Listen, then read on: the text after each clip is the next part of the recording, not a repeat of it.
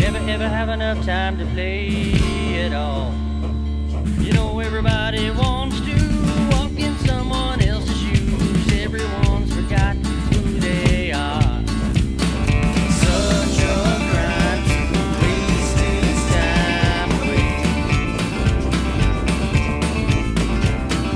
Such a low town. Welcome back to Otter Creek in Rio Grande, where it's still blistering cold out in the shop. So I'm just continuing doing some odds and ends that I've been wanting to get done, but just haven't taken the time.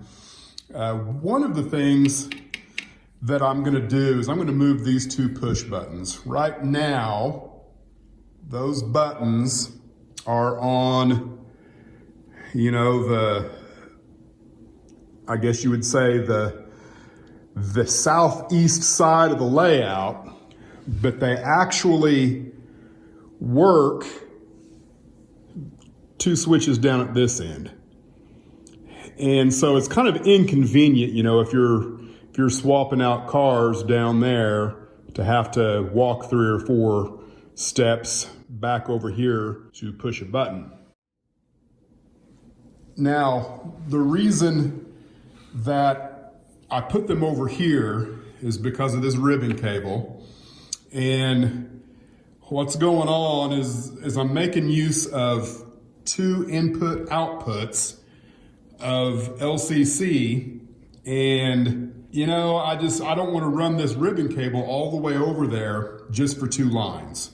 So initially I just put it here because it worked, but now that I'm doing enough operating, I really don't like where this is at. So that means I need to figure out a way to move the push buttons over there without dragging the ribbon cable with it, because this has got, you know, lines 1 through 6, and I'm only using lines 1 through 7. And I might use lines 1 through 6 somewhere else. And if I do, I don't think it's going to be down at that end. So let's kind of see what's going on here.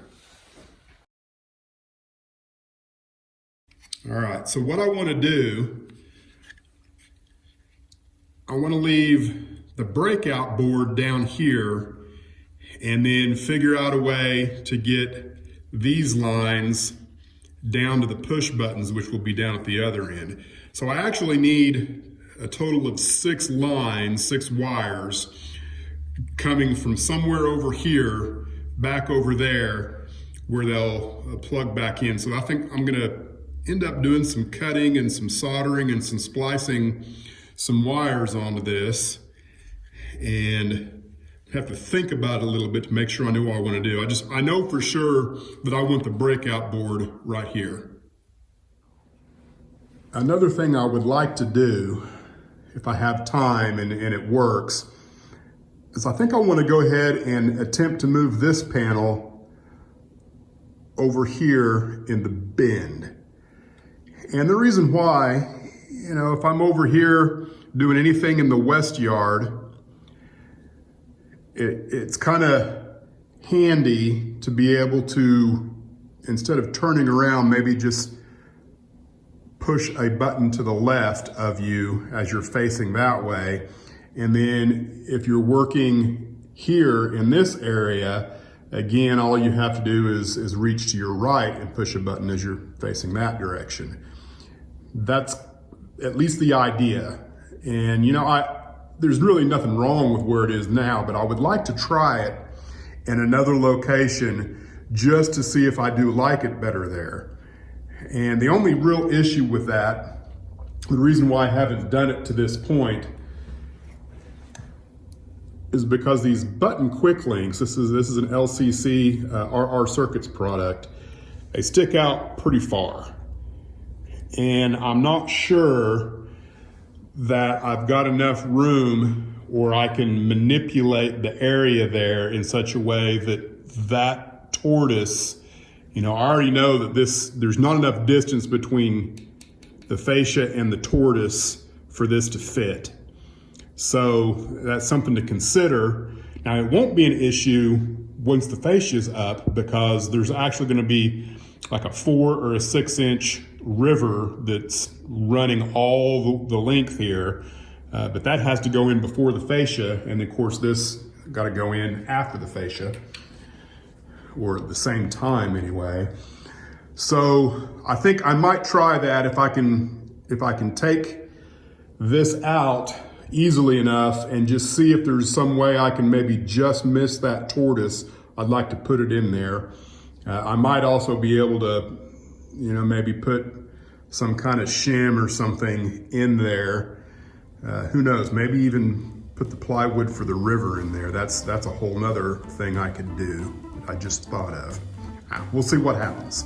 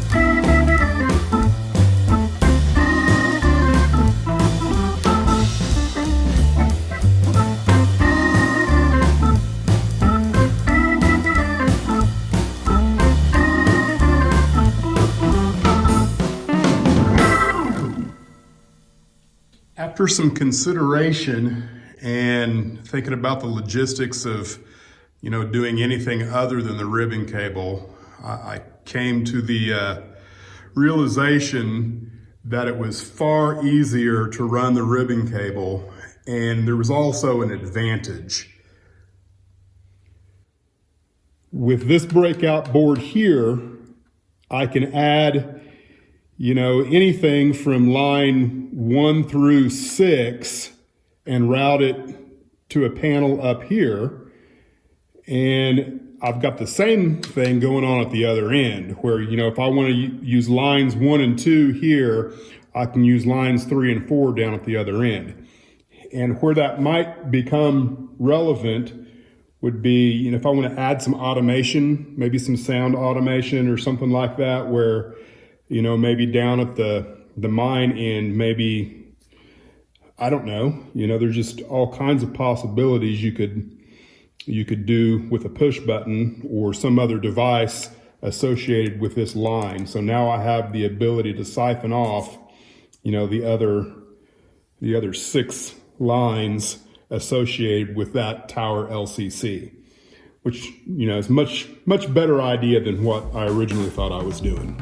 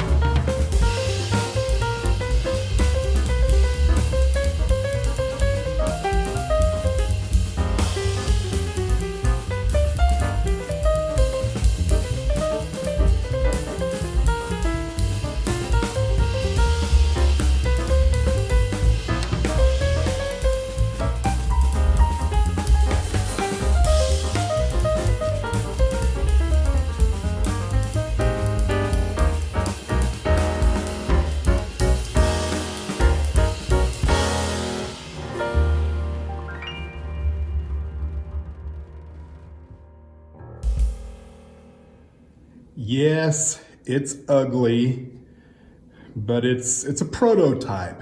You'll have to just bear with me. It's a prototype. This is just something I'm thinking about. I think it's probably too big scale-wise. It's 50% of what scale is. So it's going to work for now. And then I'm going to do a lot more pondering on how I want to approach my panels later on. Now you might be wondering, why is this button not lit up? And the reason why is because I don't have the right kind of servo cables. I purchased a bunch of them, but I guess I didn't know what I needed. I needed a female to a female, and I purchased female to male. And so I'm gonna have to purchase some more cables before I can make this work. But what I decided is to go ahead and create a Route 1, a Route 2, and then a Yard West button, so I have complete control of the west end of the layout here for anything that I might want to do associated with these. I guess technically speaking it would be 4 turnouts if you count the 3-way as 2. So what I've done is I've made a decision to configure lines 4, 5, and 6 down at the west end of the yard. So that means that I'm making use of lines 4, 5, and 6, 7, and 8 coming out of the LCC tower. And, I mentioned before about siphoning off, lines. I want to be clear that once you break out of this, the line does not continue through, as it's doing right now. I've got 8 lines. It's a 10 line ribbon cable, but you've got a high and a low, you've got your ground and positive 5 volt fixed in there. So you've got 8 lines that you can configure. I'm coming in here and leaving there. So all 8 lines are leaving because I haven't made use of any of these pins here. So if, I come in here like this and put a cable and put a push button on line 8 doesn't continue through. So what you can't do, which would be wonderful, is put a push button in here for line 8, that you're doing line 8 here, and also have line 8 work the same way there. You can't do that.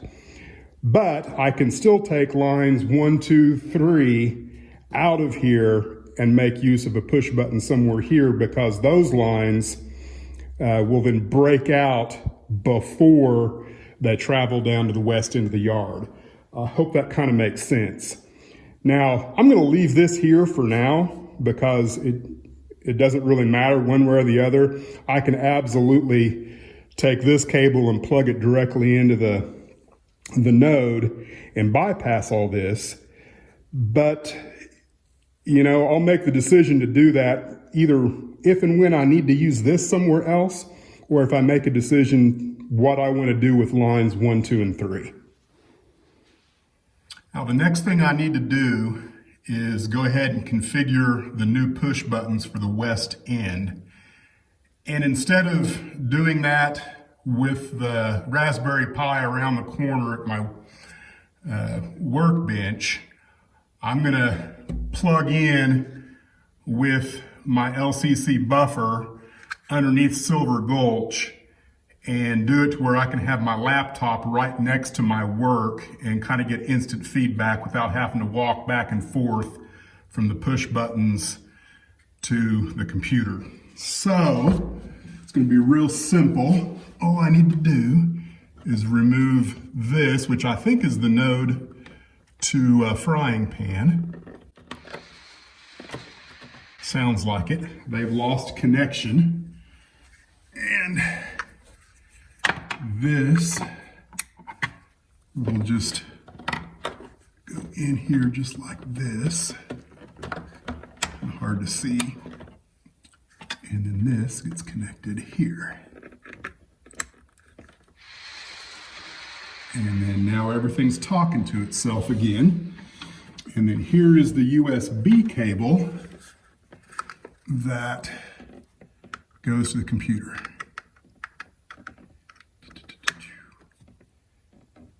I'm not getting any lights. That doesn't look good. But in theory, that should work. I should have connection at the computer. Okay, let's see if we can't open up Panel Pro. It says I don't have connection.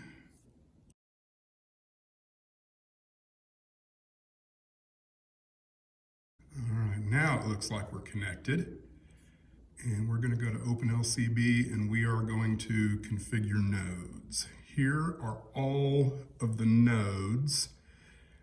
Now, what we're going to be working on is the push buttons that are associated with the Tower West node. So where is Tower West? Here it is. All right, so we're going to open that. And you can see route 1 is push button 1. That's one of the ones that we need information from. And we need, I'll try and explain this. You know, I've done this a few times before. I'll try and be as brief as I can for those of you who aren't interested, and maybe you're just sticking around out of loyalty. I don't know. But there's 2 events associated when you press this push button. Event 1 is the on event, it's 06. Event 2 is the off event, and it's 07. That 07 and 06 event gets copied and pasted into the turnout that you want to act upon those 2 events. And then you can manipulate whether the off and on is either a diverging or non-diverging. It's pretty much just that simple. So what I want to do, since all of the turnouts are already configured, I don't have to mess with the turnouts. All I need is to put this command, the 06 and the 07, over here with this push button.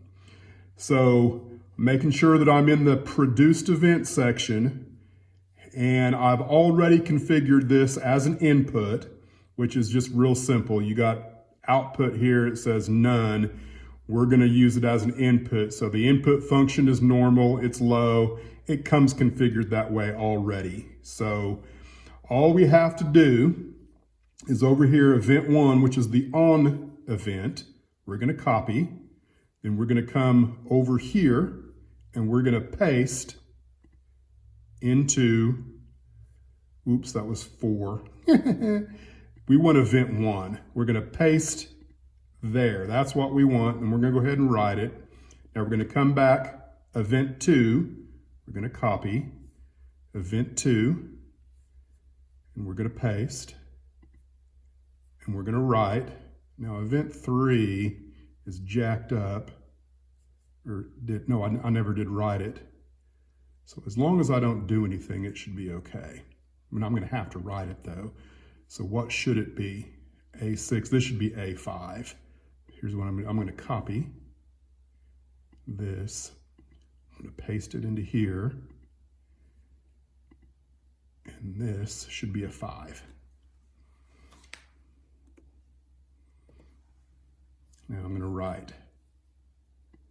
Okay, so event 1 should be 6, event 2 should be 7, and then these are untouched would be A4, A5, A6, A7, because we started over here at A2, which as a precaution, I always write down what the line is and what the beginning event ID number is. It started on A2, went through A7. That way, if there's ever an issue, you can always return it to where it was. So this should be configured. Now we want to go ahead and configure route 2, which happens to be line 2 on Tower West, route 2. We're going to do the exact same thing, and here we want route 2 to be associated with line 14. Excuse me, line 13. Yeah, line 13. We just did 14. It's the exact same thing. Event 1 over here is 12, so we're going to copy. We're going to go over here to event 1, and we're going to paste. Event 2 is 13. We're going to copy. Go to event 2, and we're going to paste. And now we're going to write. And need to make sure input low, all that should be good to go. All right, let's just out of curiosity see if it works now. Okay, we are currently set to route 2, so we want to choose route 1. And we have route 1. Let's see if we can go back to route 2. Yeah, and I hear the other turnouts clear across the room that are also interlocked with that are also working, so that appears to be successful. Now we need to do the same thing with yard west, so we need to find the push button for yard west. There it is, push button yard west. And it will be the same process. And yard west on the west panel is line 12. So let's find line 12. I need to name it.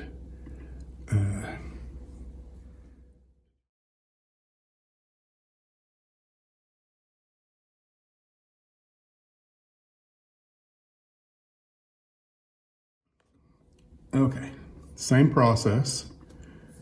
We got a 5A and a 5B. So we're going to copy, make sure we're on event 1, paste, go ahead and write, event 2, event 2, paste, there's our 5B, write, input on, input off, put on, input off. So that should be good to go. And the other 2 push buttons are already configured. So let's see if that one worked. Now I don't have a servo cable for what will be yard west, so I'm going to have to steal one. I'm going to go ahead and steal it from the mine track.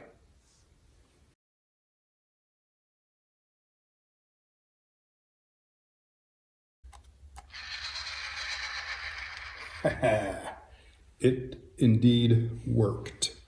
Okay, that was very successful and not very time consuming either.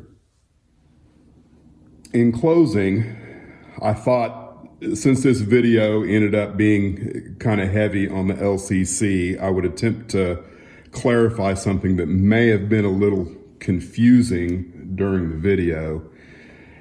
And that's the configuration lines as they associate with the numbers that they represent. So this is the node. This is what you're actually configuring with the computer. It's got 16 input and outputs. We call those lines. The first 8 lines come out of this socket, 1 through 8, and then 9 through 16 come out through this socket. Now, depending on which one of these sockets you're making use of, you have to be mentally nimble enough to know what you're dealing with. And that's why it's important that you write things down and label your devices as you use them. So if I'm coming out of this socket with lines 9 through 16, and I'm coming into this breakout board that is making use of my push buttons, 9 through 16 is coming in. The device board itself, this board is going to be labeled 1 through 8. So you're dealing with lines 1 through 8 on it. You have to know that line 1 is actually line 9 in the configuration node. So that's why writing that kind of thing down, creating spreadsheets and so on and so forth is important, because you can confuse yourself. I was not confused at any point during the video. I just easily referred to these as lines 1 through 8 because that's how they're associated on this device. So, when I actually started configuring, I was configuring lines 12, 13, and 14.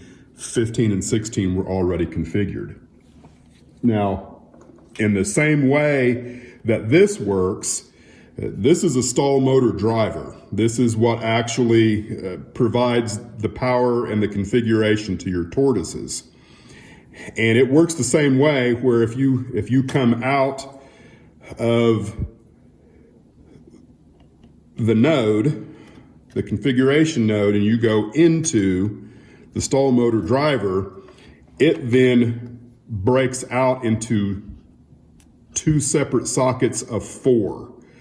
So when you come out of here and you go into your tortoise adapter board, which is similar to the breakout board for the push buttons, you're only going to be dealing with one of the configuration lines to configure this tortoise.